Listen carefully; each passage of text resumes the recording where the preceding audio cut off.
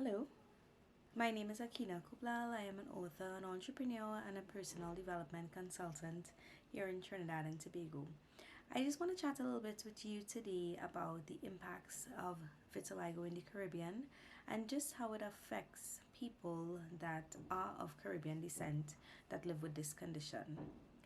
I have had vitiligo for about 6 years now, and it has opened up my eyes tremendously to just how we as Caribbean people have not really been exposed to conditions such as this.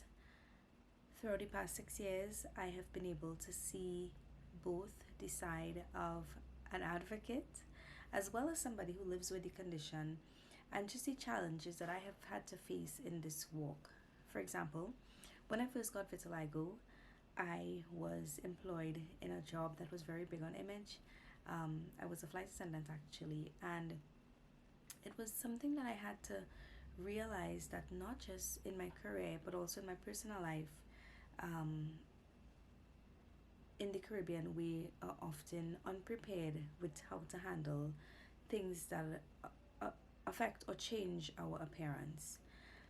My initial response to living with the condition was one to hide. So I would do the makeup and I would wear my hands in long sleeves or try to cover them up, and I would be actually told in some areas and some places that I should put makeup on my hands or I should wear gloves and things like that if I don't want to draw so much attention to myself. And for me, it seemed like good advice at the time, but what I didn't realize was I was actually being set up to live a life that would always have me hiding what was happening to me rather than accepting and embracing it. When I decided that it was just too much for me to manage, too much to handle, having to cover up and dealing with all these things, especially as a Caribbean woman living in a tropical climate, it is not practical for us to wear makeup every day. It's not practical for us to wear long sleeves every day. I had to find ways to work on who I was on the inside to be able to build that confidence to walk through this journey. And what I found is that as I have been more vocal with what I'm dealing with as a person who skin is changing and things like that, I've been able to really educate my community, my family, and people in my country just more about this condition and how we can make steps, small steps, which will eventually lead up to big steps towards having the right types of conversations and changing our language and our vocabulary to be able to have a bit more empathy and to educate people the way that they need to be. As Caribbean people, we have a sort of, I don't know what they call it in St Marteen or other islands, but in Trinidad we call it picong, where you say things that they just are silly and they roll off your tongue and we just laugh it off and it's like nothing. But people that deal with disabilities, externally, mental health issues, and for example me and people that are viewing this video right now with vitiligo, it's tough sometimes to have to deal with those comments, even if it's not intentionally meant to cause harm. And I have had some really horrible things said to me. People have said, that my skin looks like a cow. I have been told, well, at least you're not ugly. It is happening to you, but at least you're not ugly, so that it's not as bad. But I've had to really use tact and just give people that grace to be able to learn themselves, because the truth is many times when people say things, they just don't know what they're saying. What I've also realized is that there is a huge amount of Caribbean children and people in Trinidad and Tobago particularly that have vitiligo, children that just don't know what to do. And as adults, we can research, we could read self-help books, we can make choices that could kind of help us make things a little easier to bear. But for children, it's really a challenge. um, I have had conversations with many parents, and I'm a parent myself.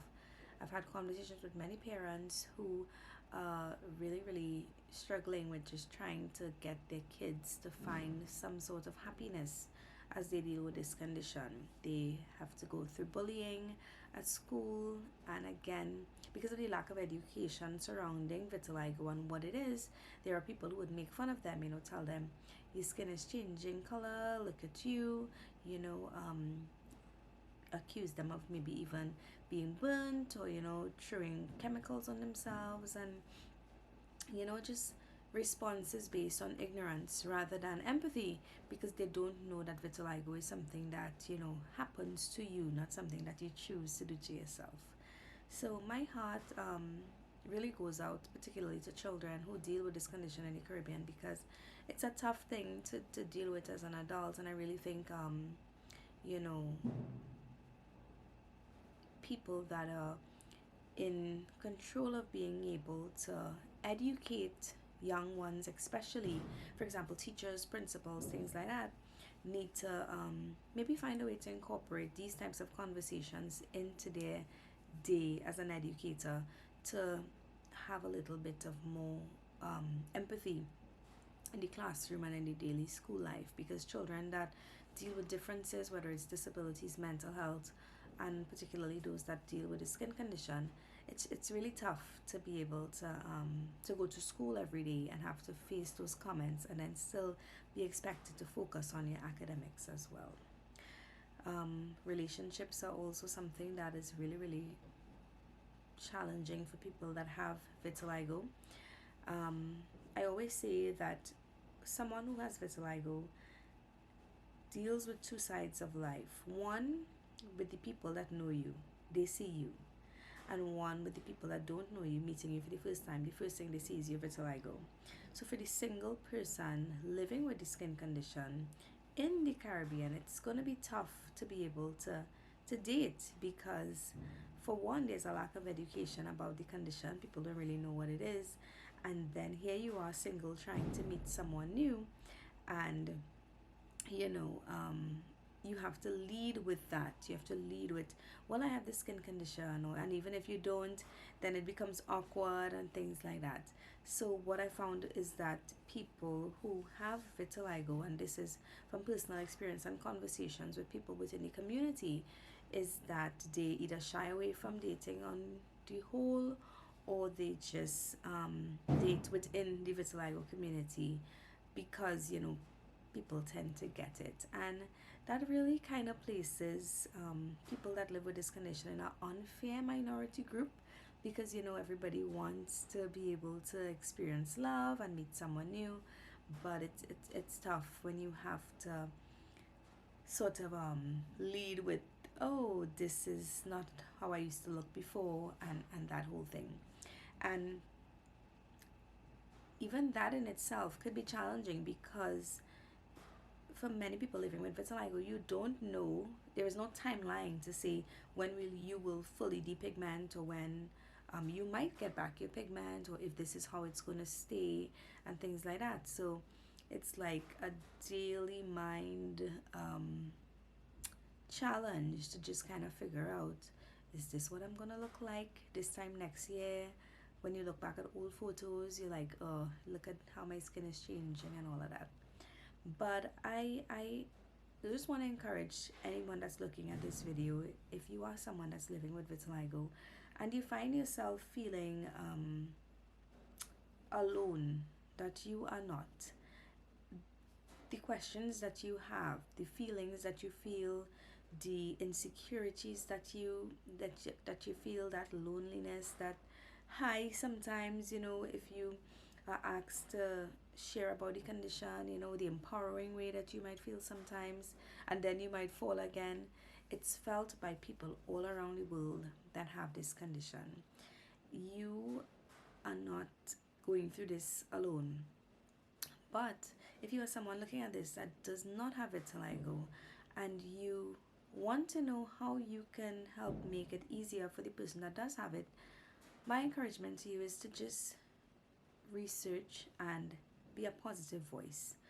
Like I mentioned, when I use the word picong, as Caribbean people, we could be a little bit insensitive in the things that we say, but I think the minute that you have information about something, you are then given an opportunity to use that information for something beneficial. So if you came to this conference and you would have heard so many things that people would have shared about what causes vitiligo, the types of people that have it, the challenges that people face, you know, what we have to deal with, not just on a physical level with regards to exposure to sun and things like that, but the mental and psychological toll that this condition can play on you. You know, you heard all that information. Now it's to ask yourself, okay, I have all this information.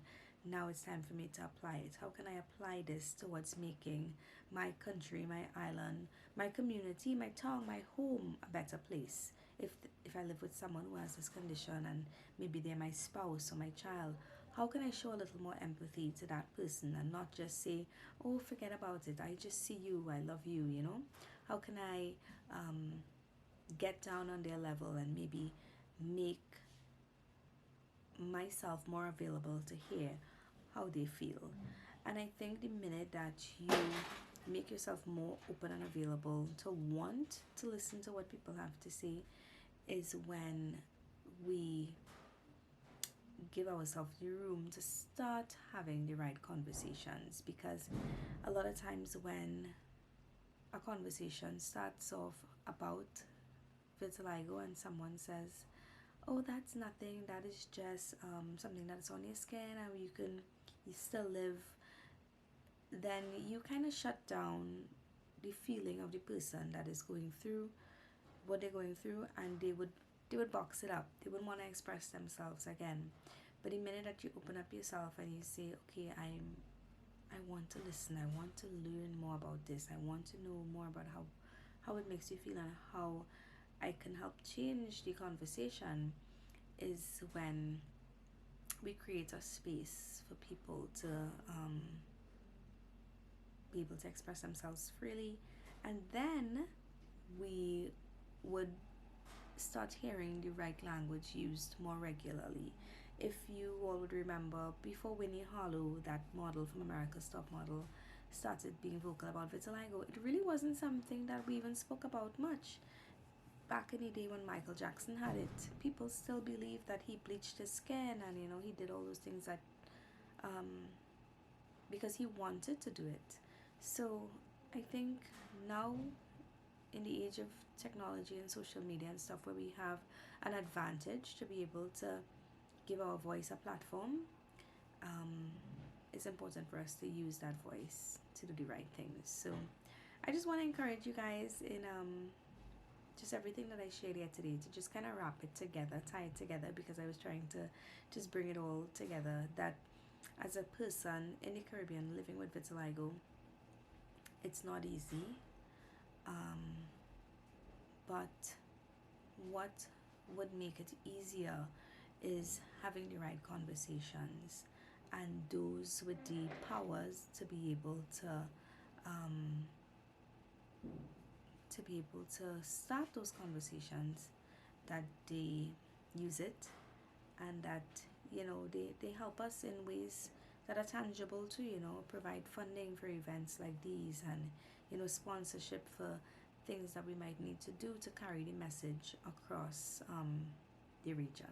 So I thank you so much for listening, and if you would like to get in contact with me, you can follow me on Instagram, Facebook. You could contact VEISS and they would be more than happy to share my contact information. But I just want to say thank you so much for having me, and I look forward to being there in person next year, 2023. God bless you. Bye-bye.